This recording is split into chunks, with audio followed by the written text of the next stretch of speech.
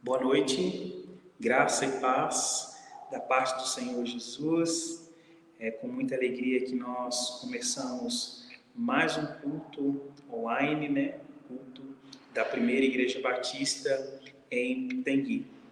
Você que está nos acompanhando aí no conforto da sua casa, eu quero dizer muito obrigado mesmo você por estar nos assistindo, nos prestigiando. Você também que faz parte desta igreja também, que Deus abençoe e eu espero que Deus fale com você grandiosamente nesta noite. Amém? Então, meus irmãos, sem mais delonga, né? Eu queria compartilhar com vocês a respeito do Evangelho, o tema proposto para esta noite, para que nós possamos estar meditando o Evangelho do Reino, o Reino de Jesus. Eu quero falar com vocês a respeito disso, sobre este Evangelho, o Evangelho do Reino, sobre as nossas vidas.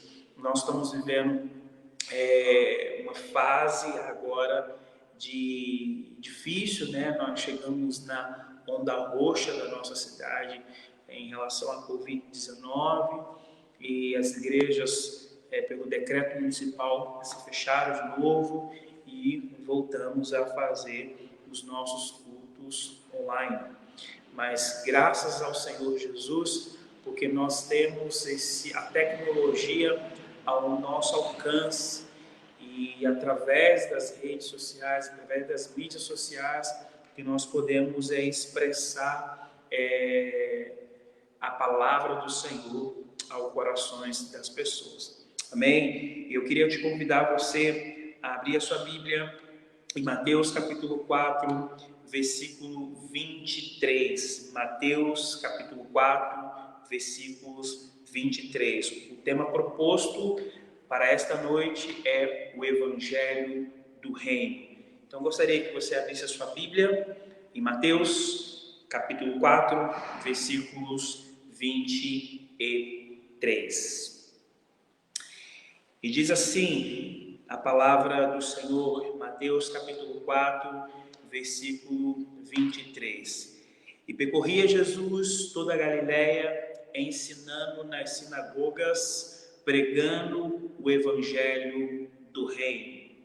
E percorria Jesus toda a Galiléia, ensinando nas sinagogas e pregando o evangelho do reino. Oremos no nome de Jesus. Bondoso Deus, nosso Pai, nós agradecemos ao Senhor pelo privilégio que nós temos de ter uma porção da sua palavra em nossas mãos. Obrigado, Senhor, porque por mais que as portas da igreja física, institucional esteja fechada, mas a igreja que somos nós, ela está aberta, cultuando, celebrando ao Senhor nesse exato momento. Há várias igrejas nesse exato momento que está glorificando e exaltando o teu santo nome, desde a casa mais simples, desde a igreja mais simples, a igreja mais chique que tem, mas estão com um único propósito, nesse exato momento, aqueles que vão começar daqui a pouco, aqueles que já começaram, estão com um único propósito de exaltar e glorificar aquele que vive e reina para todos sempre. E esse é o nosso intuito nesta noite, Senhor, de celebrar o teu nome, de glorificar o teu santo nome, Senhor, de falar, de ouvir aquilo que o Senhor tem para nós nesta noite. Muito obrigado, porque nós como igreja não estamos amarrados, não estamos amordaçados, somos livres, Senhor, para glorificar e exaltar o teu santo nome, somos livres, Senhor, para bendizer o teu santo nome, os nossos ouvidos estão abertos para ouvir aquilo que o Senhor tem para nós. E os nossos corações, as nossas mãos, Senhor, estão abertas para receber a instrução, a bênção, a direção do Senhor para os próximos passos. No nome de Jesus, ao Espírito Santo de Jesus. Nós pedimos a iluminação. Traga iluminação no coração dos meus irmãos nesta noite, aqueles que estão sentados aí na poltrona da sua casa, que eles compreendam, através da iluminação do Espírito Santo de Jesus, a palavra de Deus revelada, a mensagem de Deus revelada aos nossos corações. No nome santo de Jesus. Amém e amém. Então, como eu falei, nós vamos falar sobre o tema proposto para esta noite, é o Evangelho do Reino. O Evangelho do Reino.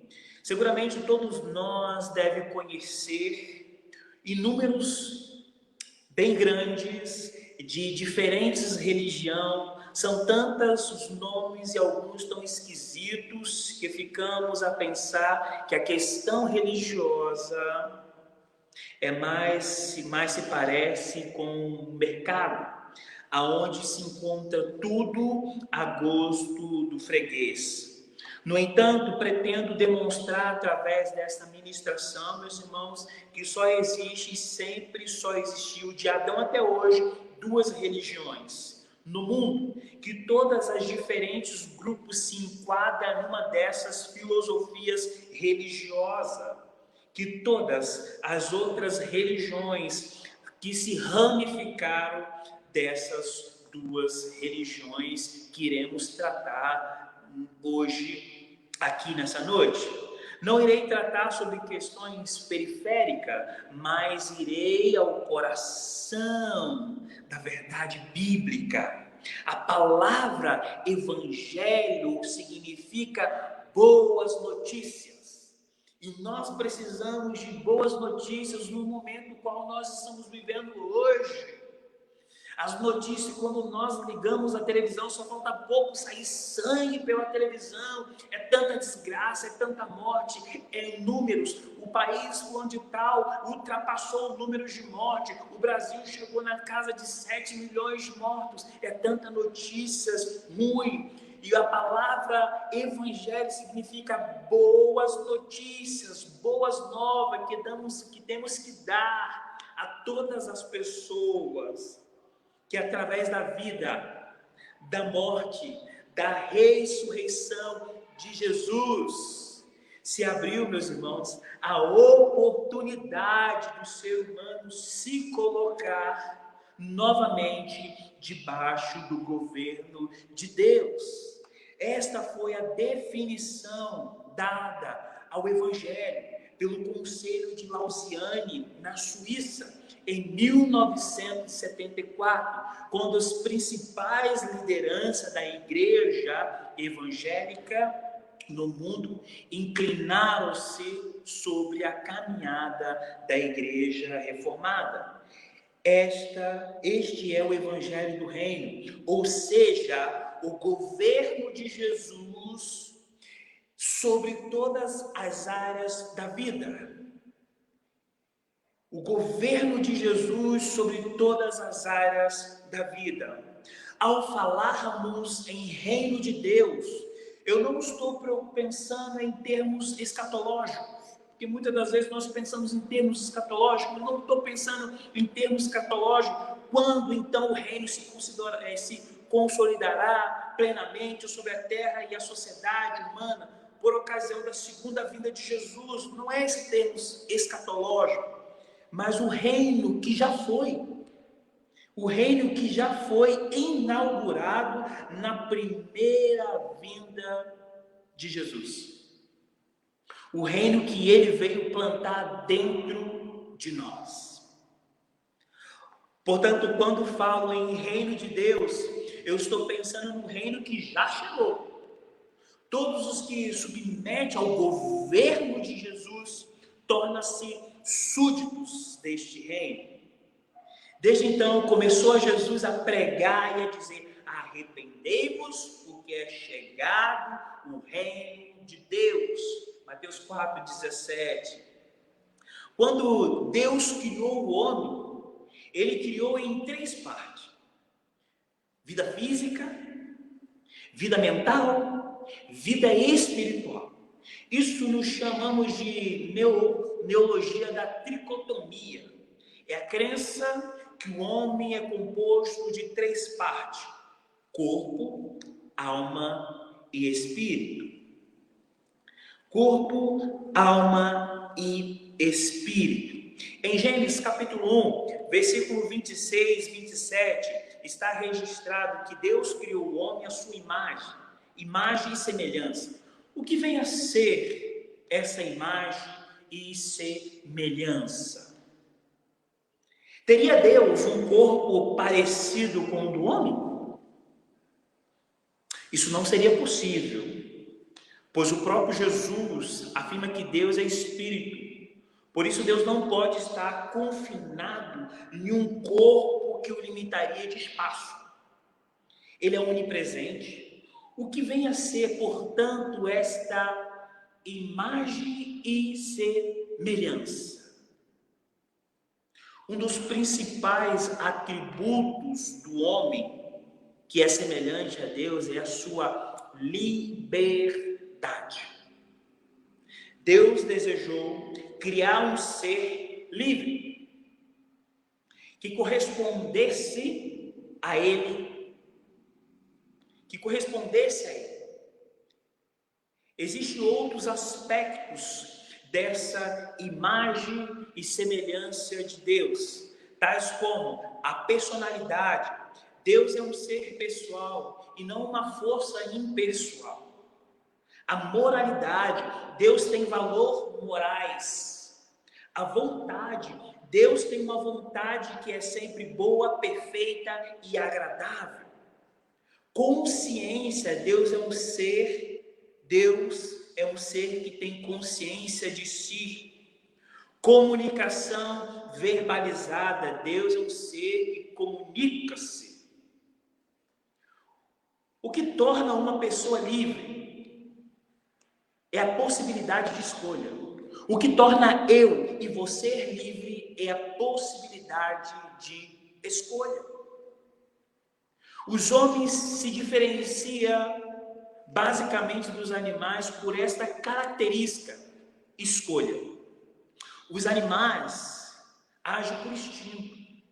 É uma espécie de programação, não sei. Quando nós, seres humanos, fazemos escolha continuamente em nossas vidas.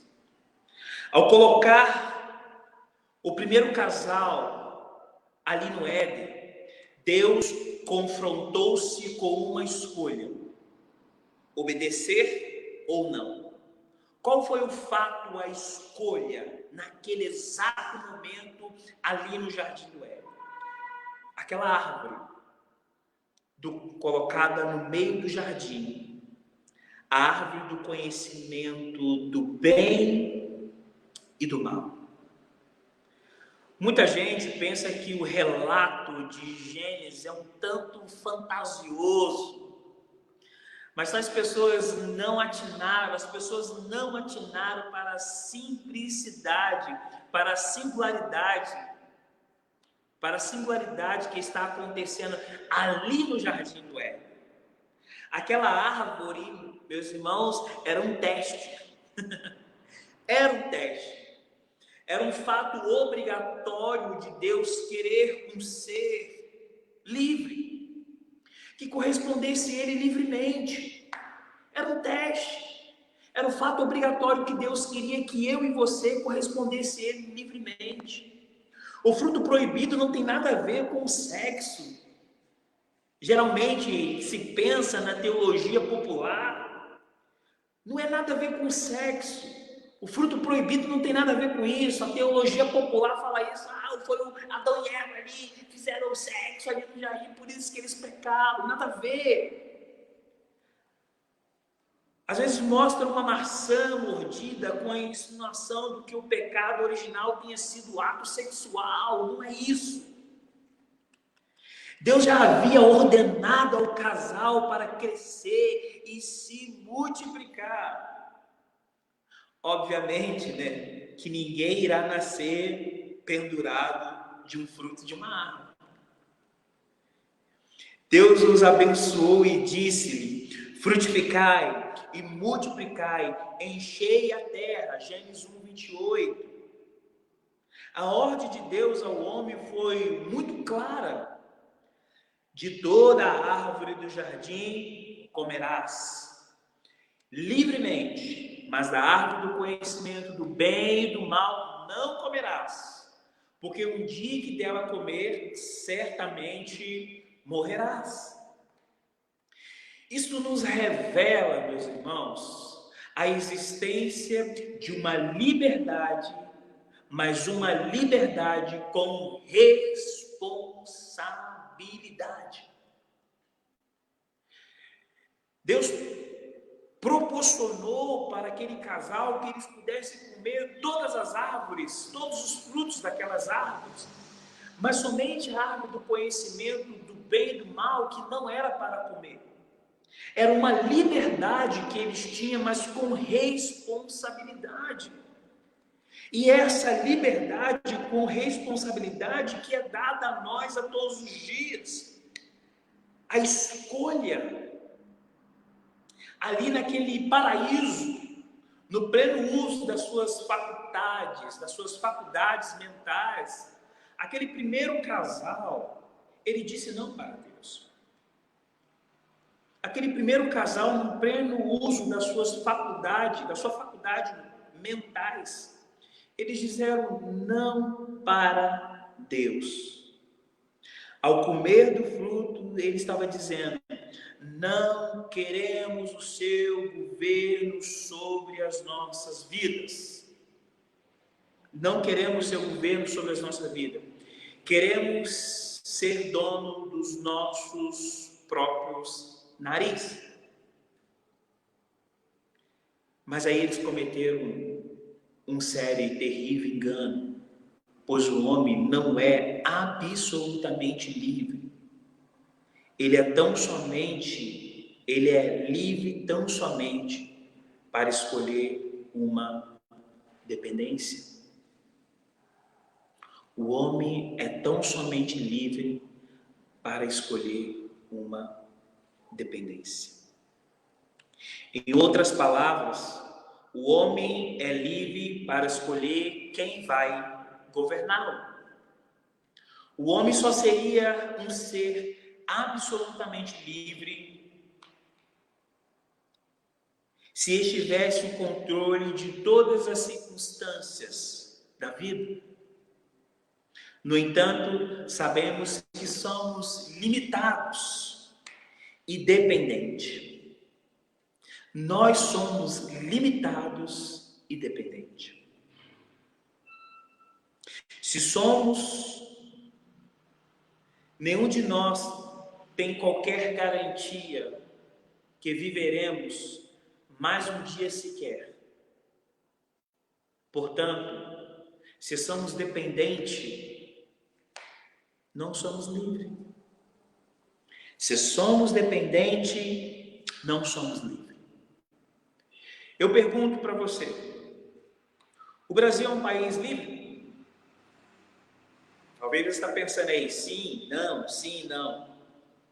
Logicamente que não, pois devemos até as meias.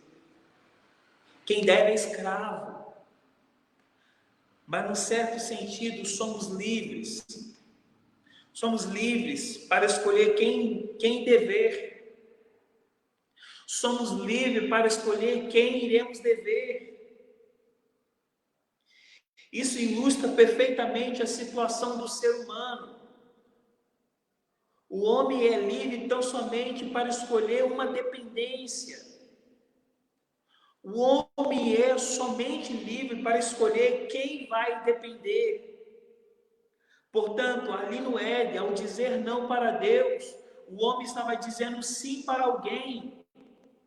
Quando nós dizemos não para Deus, quando nós dizemos não para o Evangelho, quando nós rejeitamos esse reino que já está estabelecido, nós estamos dizendo não para ele, mas nos submetemos a outro governo. Para quem eles estavam dizendo sim? Para quem Adão e Eva estavam dizendo sim ali no Jardim do Éden, quando eles disseram não para Deus? a quem eles estavam se submetendo naquele exato momento, quem nós estamos submetendo quando nós dizemos não para Deus, quando nós resistimos à palavra do Senhor, quando nós viramos as costas para o Evangelho, quando nós viramos as costas para Deus, nesse momento no qual nós estamos vivendo hoje, pandemia, aonde as pessoas têm esfriado a sua fé, aonde as pessoas têm virado as suas costas para Deus, aonde as pessoas não têm meditado, aonde as pessoas não têm orado ao Senhor, aonde as pessoas olham a igreja como um posto de gasolina, estou na reserva, vou no domingo na igreja para poder me abastecer, para poder começar o dia. E aí anda durante a semana toda, se alimentando de porcarias. E aí chega domingo, somente para receber, mas a igreja institucional está fechada. Mas essa pessoa ainda não percebeu que ela é a igreja. E que a fonte de abastecimento dela é a oração, é a leitura da palavra. Mas ainda ela não tem essa compreensão ainda, porque de fato ela nunca entregou sua vida para Jesus. A quem essa pessoa se submete? Ao governo de Deus ou ao governo de Satanás? A palavra de Deus afirma com todas as letras que o homem está colocado debaixo do jugo de Satanás. Que o homem estava colocando-se debaixo do jugo de Satanás. Ao comer daquele fruto, o homem morreu. Ele não morreu fisicamente, nem mentalmente. Ele não caiu um raio sobre a sua cabeça e aniquilou por completo. Em que sentido, então, o homem morreu? Em que sentido essa humanidade está morta? Ele morreu espiritualmente. Ele foi cortado da vida de Deus. Quantas pessoas estão morrendo espiritualmente nesse momento caótico que nós estamos vivendo? Quantas pessoas estão morrendo? Quantas pessoas estão perdendo a esperança? Porque a esperança no Senhor, ela não morre, ela permanece, ela se renova todos os dias. E quantas pessoas estão sendo cortadas da vida de Deus? Aquela árvore pode ser chamada também árvore de autonomia. Ao comer daquele fruto, o homem estava se desligando de Deus. Isto é a morte espiritual. Quantas pessoas estão morrendo espiritualmente porque estão se desligando de Deus? Não estão tendo uma vida devocional, não estão buscando a Deus, não estão se alimentando no alimento saudável que é a palavra, estão morrendo. Enquanto tantas coisas, tanta imundície, tantas coisas são faladas, são ditas na mídia, e as pessoas estão morrendo,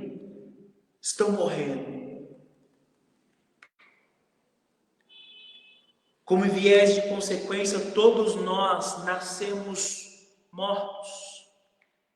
Não nascemos como Adão. Tivemos uma árvore pela frente, pois já nascemos cortados da vida de Deus. Nascemos separados de Deus. Paulo diz aos Efésios capítulo 2, versículo 1, Ele vos concedeu a vida, estando vós mortos nas vossas transgressões e pecados. Ele nos concedeu a vida. Quem nos concedeu a vida? Jesus nos concedeu a vida. Nos concedeu esta vida, porque nós estávamos mortos nas vossas transgressões e pecado.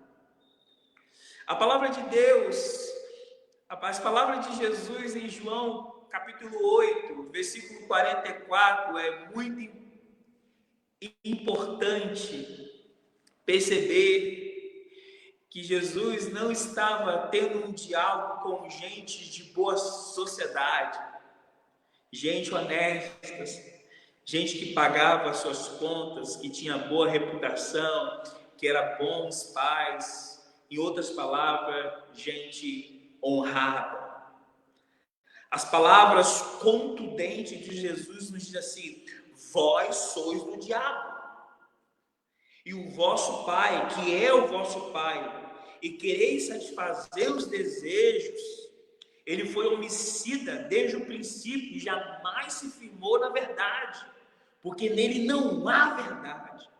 Quando ele profere mentira, fala do que é próprio, porque é mentiroso e pai da mentira. Jesus está falando isso para aquelas pessoas. Jesus não dirigiu essas palavras a bandido, a prostituta. Ele dirigiu a gente comum, como nós, que vivemos de formas honrosas.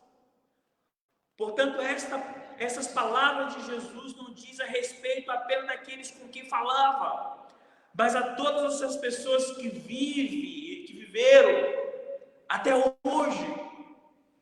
Isso inclui a mim e a você. Isso é muito diferente daquilo que as pessoas naturalmente pensam. Isso é muito diferente daquilo que as pessoas naturalmente pensam. É corrente entre as pessoas dizer que todo mundo é filho de Deus e que todos nascem do lado de Deus. Só os criminosos e os desclassificados que são aliados com Satanás. Essa é a ideologia, esse é o pensamento, muitas das vezes, que as pessoas têm, que todo mundo nasce do lado de Deus, que somente os criminosos, os desclassificados, as prostitutas, os homossexuais, os pedófilos, os bandidos, só esses são aliados a Satanás.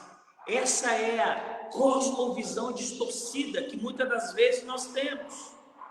No entanto, Jesus contesta claramente essa ideia popular e coloca todos os seres humanos na posição de filhos do diabo.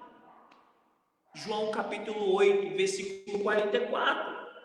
Submetidos assim ao seu governo tirano. Jesus coloca todas essas pessoas. Jesus coloca essas pessoas todas na posição de filhos do diabo, submetidos assim ao seu governo tirano. Esse é o problema crucial da humanidade caída. Esse é o problema crucial da humanidade caída. A história da humanidade é, de fato, a história de uma denominação maligna sobre a raça humana. Gostaria de destacar a importância da palavra evangelho, da palavra religião. Ela vem do latim religare, que significa religar. Portanto, a palavra religião traz implícitas ideias de que o homem estava ligado a Deus. Mas agora, depois da sua rebelião, ele foi desligado. A religião tem por objetivo promover essa religação. São centenas, talvez milhares de nomes das religiões. Mas pretendo falar a seguinte tese: o homem nasce neste mundo espiritualmente morto ou separado de Deus. Existe apenas duas religiões ou duas filosofias religiosas que procura apresentar solução para o problema. Conta-se uma história de um grande nadador. Ele era campeão olímpico E ele foi desafiado a atravessar um rio muito bravo. E esse desafio se foi comentado em todo o mundo, então repórteres de todos os mundos vieram para esse local para assistir esse grande nadador a fazer esse feito histórico. Nenhuma pessoa tinha atravessado esse rio a nado. Então ele se posiciona ali, faz todos os seus alongamentos, seu pai está com uma lancha do lado, se por acaso aconteceu alguma coisa, para poder socorrer. E no momento que esse jovem começa a nadar, com todas as suas técnicas, anos de natação, campeão olímpico, ele começa a nadar, começa a nadar, começa a nadar. E quando ele chega no momento, no meio do rio, ele começa a sentir câimbras. E ele começa a afundar. Ele começa a afundar e nesse exato momento ele chama, ele grita pelo seu pai. E o seu pai, nesse exato momento, agarra ele, tira ele da água e coloca ele dentro da lancha. O que esse jovem irá falar diante das câmeras? Que ele se salvou ou que ele foi salvo? Aqui está a diferença entre a religião de Deus e a religião dos homens. A religião dos homens é ilustrada pelo pai, lá da margem, dando conselhos para o filho, esperando que ele salvasse a si mesmo. E é por isso que chamamos de autossoterismo, que ensina que a salvação é uma conquista própria do homem. Existem muitos grupos que se institulam cristãos e que esposa essa filosofia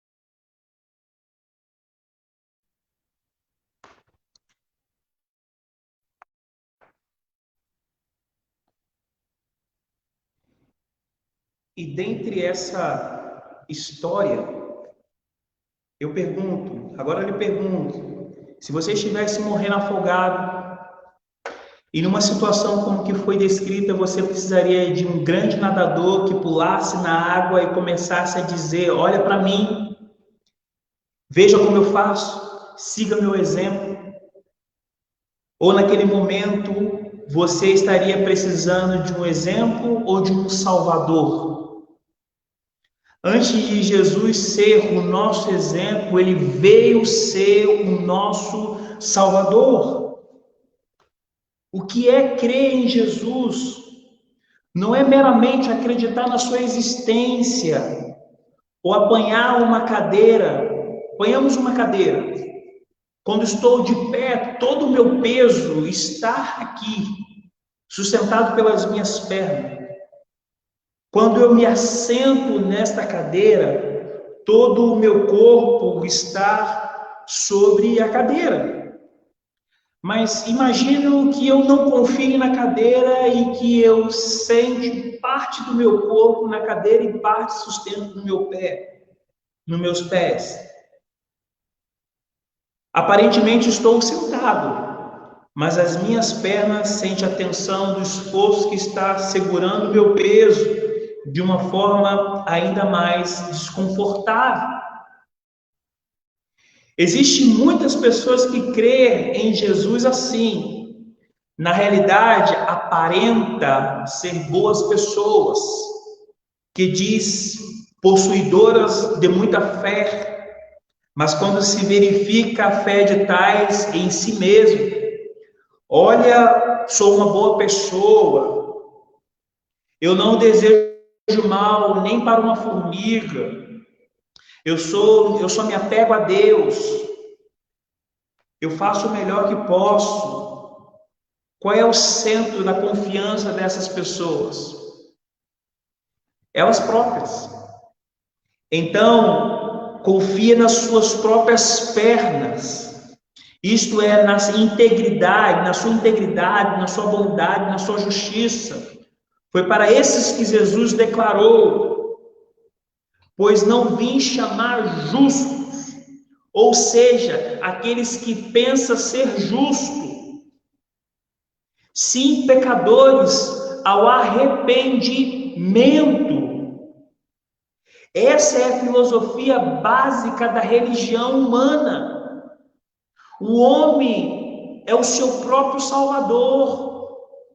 A salvação é um fruto de suas boas obras. Não existe perdão de pecado. A religião de Deus, eis a verdade central das Escrituras. A verdade central das Escrituras é: nunca é o homem que se volta para Deus para buscá-lo, mas é sempre Deus que busca o homem. Esta é a verdade gloriosa que permeia a Bíblia. Nunca foi o homem, nunca foi eu e você que fomos até Deus, que buscamos a Deus. Mas é sempre Deus que busca o homem, é sempre Deus que nos busca nas nossas mazelas, nos nossos pecados, nas nossas caídas. É sempre Deus que estende a mão para nós, porque nós estamos com cãibras. Porque Deus amou o mundo de tal maneira que deu o seu Filho unigênito, para que todo aquele que nele crer não pereça, mas tenha a vida eterna. Jesus é a lancha de Deus. Jesus é Deus que veio aqui porque o homem jamais poderia ir até ele. O homem está com cãibra nas pernas e nos braços.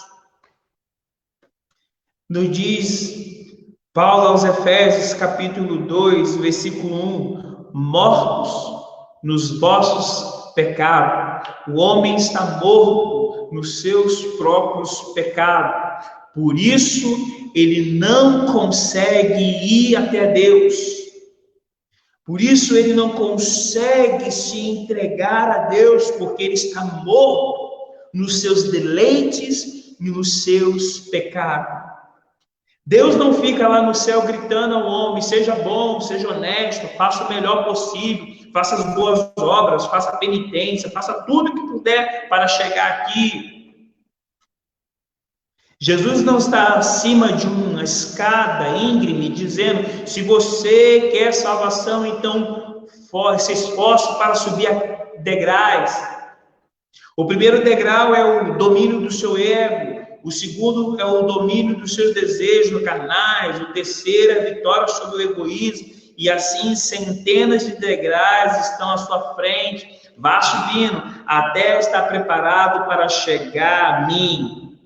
São muitos degraus, mas você se esforça bastante. Quem sabe um dia, daqui a milhares de anos, você estará apto. Agora, se você tropeçar e falhar, terá que começar tudo de novo. A gloriosa notícia que eu tenho para te dar nessa noite, meu irmão, é que Deus tornou-se acessível ao pecador. Você não precisa subir vários degraus como esta ilustração que eu acabei de dizer. Deus se tornou acessível ao pecador. Ele não está lá no topo de uma escada, mas ao relento do chão, chamando os pecadores.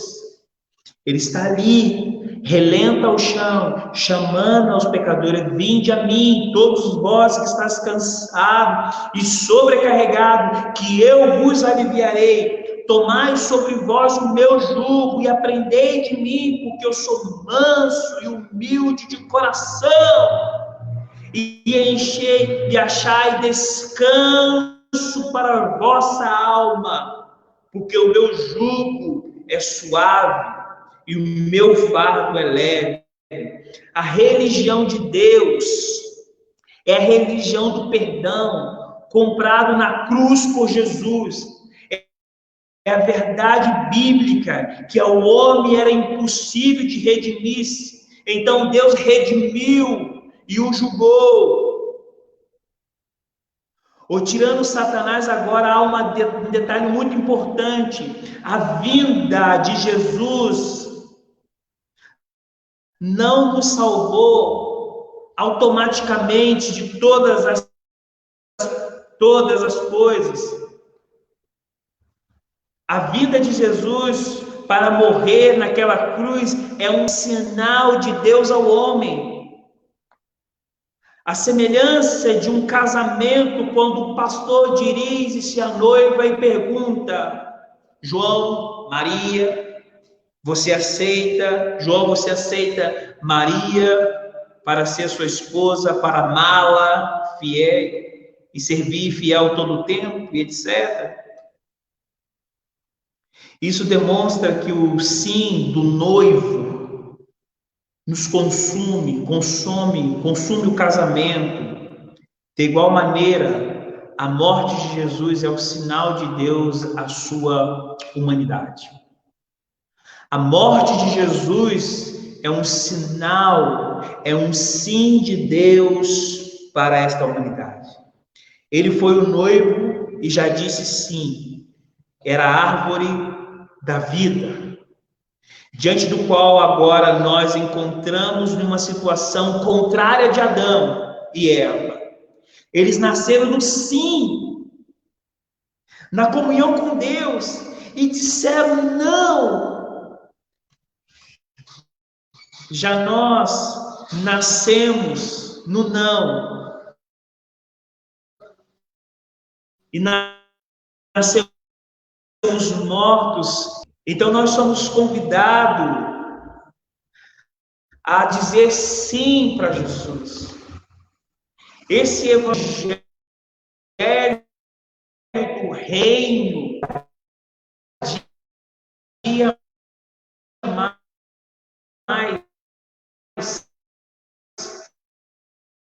a dizer esse sim para o Senhor.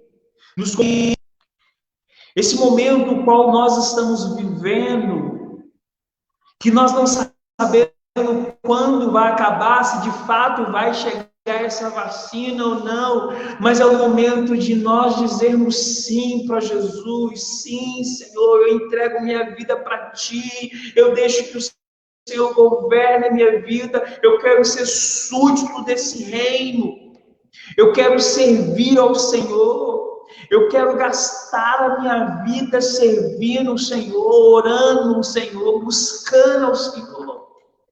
É o sim. O evangelho do reino, só existe dois reinos: o reino de Jesus e o reino do diabo. Qual reino você pertence? Qual reino? E hoje, independente da situação no qual você se encontra hoje, Jesus te convida a você a ser participante do seu reino. Jesus te convida nesta noite a você entregar a sua vida, a você receber esse evangelho. Jesus te convida hoje a você se levantar porque Ele quer curar a sua cãibra. Talvez você está aí me ouvindo e falou assim: você não sabe da minha vida, você não sabe daquilo que eu estou passando. Não sei não. Mas Salmo 139, versículo 1 e 2 fala: Senhor, Tu me sondas, Tu me conheces, Tu sabes do meu assentar e do meu levantar, e de longe entende os meus pensamentos. Eu não te conheço, mas o Senhor te conhece. O Senhor sabe exatamente como você está. O Senhor sabe exatamente aquilo que você está passando. A dor que está no teu coração, tantas outras coisas, mas o Senhor sabe exatamente. E é por isso que eu te convido nesse exato momento a você fazer uma reflexão da sua vida. Como você está vivendo? Que reino você está participando? Que reino você está inserido? Diante das verdades bíblicas que foi exposta aqui nesta noite, qual é o reino que você está pertencendo? Porque só existe dois reinos: o reino de Jesus, porque a vinda, a morte e a ressurreição de Jesus nos deu uma oportunidade de nos colocar de novo debaixo do governo de Deus, de nos colocarmos de novo debaixo do reino de Deus. E eu te convido nessa noite a você parar um pouquinho o que você está fazendo e você fazer essa reflexão sobre a sua vida. Qual é o reino que você está pertencendo? Essa é a oportunidade também de você retroceder, de você, o Senhor Jesus, governe a sua vida daqui por diante. Nós estamos vivendo um momento muito difícil na nossa cidade, na nossa nação, Brasil. Nós estamos tendo tanta ideologia, tantas coisas, e é um momento onde a igreja está sendo perseguida. E quando eu falo igreja, meus irmãos, eu estou me referindo a isso aqui. É esse espaço físico que hoje está fechado, que hoje não tem ninguém, mas a palavra de Deus fala que as portas do inferno não prevalecerão contra a igreja do Senhor. Deus está falando que isso, que não está se referindo a isso aqui, mas está se referindo a isso aqui, que as portas do inferno não prevalecerá contra a igreja. Eu sou a igreja, você é a igreja. Quando eu estou orando, quando eu estou meditando na palavra, o inferno não tem poder contra a minha vida, porque eu estou ligado com Deus, eu estou tendo comunhão com Deus. Então as portas do inferno não prevalecem contra a sua igreja, não prevalecem contra mim que sou igreja. As dificuldades, o caos que está lá fora não prevalece contra mim. A fome, o desemprego não prevalece, porque eu estou ligado com Deus. E o socorro vem, o refrigério vem, a solução do Senhor vem, porque eu estou ligado com Ele. Então as portas do inferno não prevalecerão contra a igreja do Senhor. Pode fechar todos os tempos, meus irmãos. pode fechar tudo, mas não pode separar a sua comunhão com Deus. A sua comunhão com Deus não pode esfriar. A sua dedicação a Deus não pode morrer. O seu tempo de qualidade, de oração, de leitura da palavra não pode morrer, ainda que os templos estejam fechados, ainda que a igreja seja perseguida, ainda que comece os princípios das dores, mas a minha comunhão com Deus não pode ser encerrada. As preocupações, o caos lá fora não pode tirar de mim o meu momento com Deus. Os falsos profetas, a liturgia, tantas outras coisas que estão surgindo neste momento de instabilidade, insegurança, não pode abalar o meu relacionamento com Deus. Então eu te convido, meus irmãos, as portas do inferno não podem prevalecer contra a sua vida. Não pode prevalecer contra a sua vida. Neemias, quando ele foi restaurar os muros de Jerusalém, com uma mão ele trabalhava e com outra mão ele estava em posição de guerra. Não abaixe a guarda. Eu não estou indo na igreja, a igreja está fechada, não está tendo culto, não está tendo reunião. Você que está me assistindo, que faz parte dessa igreja, que não faz parte, que faz parte da outra igreja, entenda, você é a igreja. Se você também se fechar no seu relacionamento com Deus, você vai morrer. E eu estou falando não de uma morte física, mas eu estou falando da morte espiritual.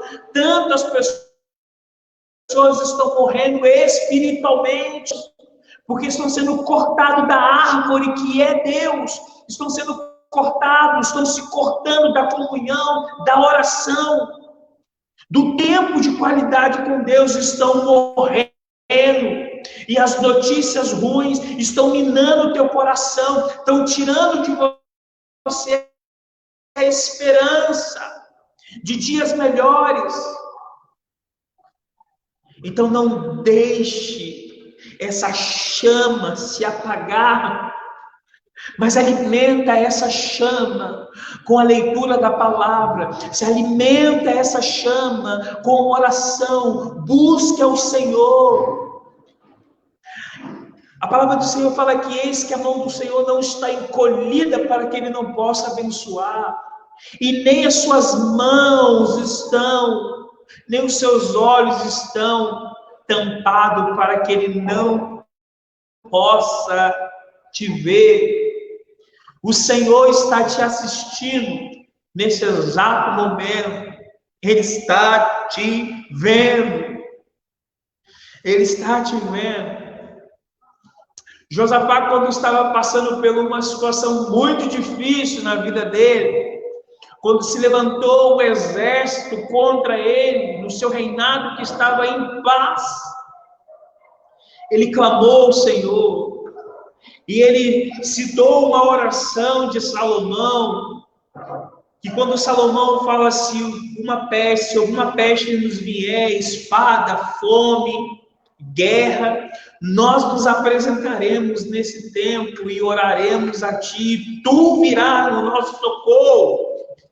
Foi essas orações que Josafá fez, e o Senhor ouviu a oração de Josafá e atendeu a ele. E aonde os momentos que você está vivendo hoje, é um momento de você orar ao Senhor. A palavra do Senhor fala, feliz é a nação cujo Deus é o Senhor. A palavra de Deus também fala que se o meu povo que se chama pelo meu nome se humilhar e orar e buscar a minha face e se converter dos seus maus caminhos, eu ouvirei dos céus, perdoarei os seus pecados e sararei a sua terra. Mas há 4 elementos fundamentais para que a ação do Senhor venha sobre as nossas vidas, sobre a nossa cidade, sobre a nossa nação. O povo que se chama pelo nome se humilhar. Nós precisamos nos humilhar diante daquele que tudo pode. O meu povo que se humilhar e orar, nós precisamos orar ao Senhor. A igreja está pobre de oração, as pessoas não conseguem ficar 15, 20 minutos orando. Precisamos orar ao Senhor. O meu povo que se chama pelo meu nome, se humilhar e orar e buscar a face do Senhor, nós precisamos buscar a face do Senhor. Buscar Ele, ter um tempo de qualidade com Ele e se converter dos seus maus caminhos. A conversão genuína, a conversão, essa nação precisa se converter. Eu ouvirei dos céus, perdoarei os seus pecados e sararei a sua terra. Essa é a mensagem do Senhor para conosco. É esse rei, é esse reinado, é esse evangelho, é esse reino que já está estabelecido nessa terra. É esse reino, esse rei que fala assim: o povo que se chama pelo meu nome se humilhar e orar e buscar a minha face e se converter dos seus maus caminhos, eu ouvirei dos céus, perdoarei os seus pecados e sararei a sua terra. O Senhor quer sarar a nossa nação, o Senhor quer sarar os nossos pecados. Mas para isso nós precisamos nos humilhar, orar e buscar a sua face e se converter dos nossos maus caminhos. Que Deus abençoe você nessa noite e que essa palavra ela encontre um espaço especial no teu coração. Eu queria orar por você, para que você tenha uma semana abençoada, iluminação na sua mente, para que você possa compreender toda a palavra de Deus revelada nesse momento. Amém? Oremos no nome de Jesus. Bondoso Deus, nosso Pai, nós agradecemos ao Senhor pela oportunidade que nós temos, Senhor, de celebrar o Teu nome, de pregar a Sua palavra, Senhor, de cantar louvores ao Teu santo nome, Senhor, de olhar dentro das Escrituras grandes coisas o Senhor tem feito por nós. Senhor, no nome de Jesus, que nesta noite nós possamos ter a compreensão clara e absoluta que o Senhor governa, que o Senhor reina nas nossas vidas. Te agradecemos, Senhor, que a qualquer uma pessoa que está nos ouvindo nessa noite, que seja, Senhor, encontrada, que essa mensagem chegue ao seu coração e que venha trazer transformação. No nome de Jesus. Nós abençoamos, Senhor, a tua palavra abençoa meus irmãos nessa noite, para que eles tenham uma semana abençoada no Senhor. Te agradecemos pela sua palavra, a palavra de vida eterna. No nome santo de Jesus. Amém.